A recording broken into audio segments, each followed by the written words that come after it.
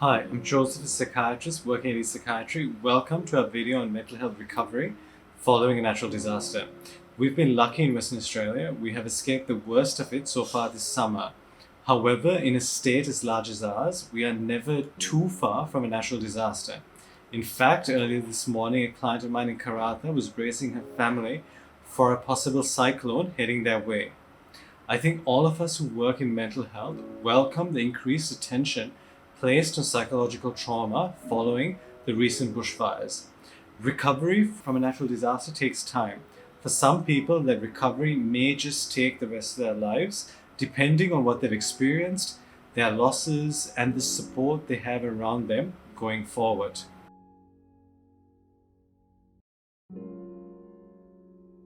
In the immediate aftermath of a natural disaster, people experience a whole host of emotions.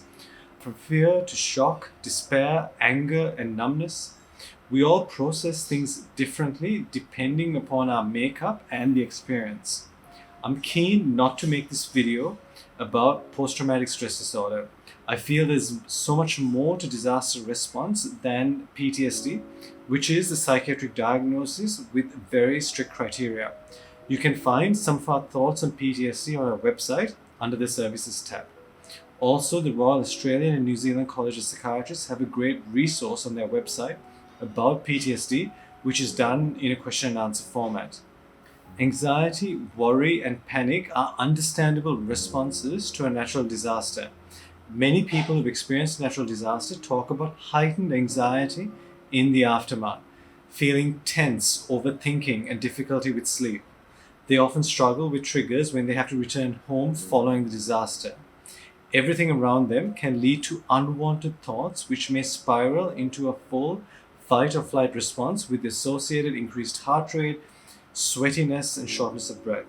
If the anxiety is not understood and resolved, it may linger, disrupting other aspects such as work, relationships, and get in the way of recovery after the disaster.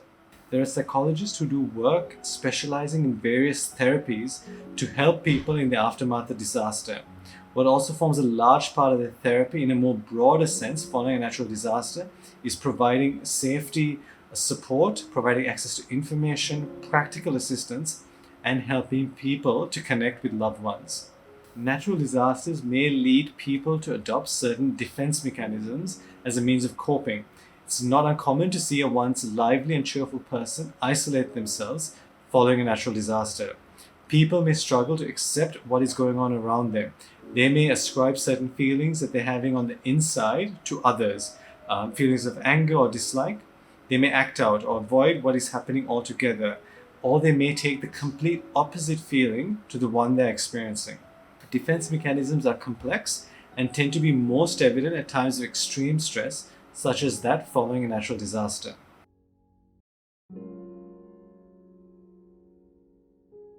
No doubt, natural disasters leave us feeling overwhelmed. We often have our very own personal, unique way of dealing with things, and it's good to reflect on these things that have worked for us in the past. For some, it may be staying close to friends and family. For others, it may be finding a means of distraction. Change is inevitable after a natural disaster. There's no fixed time for recovery. As I tell many of my clients, recovery is an incredibly individual and unique experience. There's no timeline to follow. It's important that people give themselves the time to heal and those around them acknowledge and respect this process. Get support, and what support means to you, that is something for you to think about. It may be turning to religion, changing your environment, speaking to a close friend or a loved one.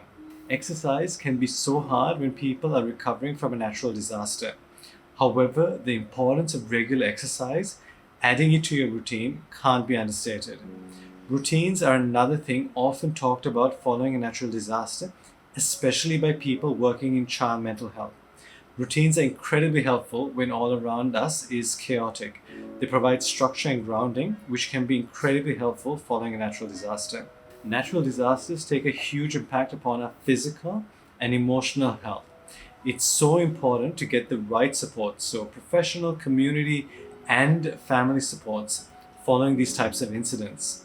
We hope to publish in the next week a follow-up video to this. one on helping children cope with a natural disaster. Thank you for watching.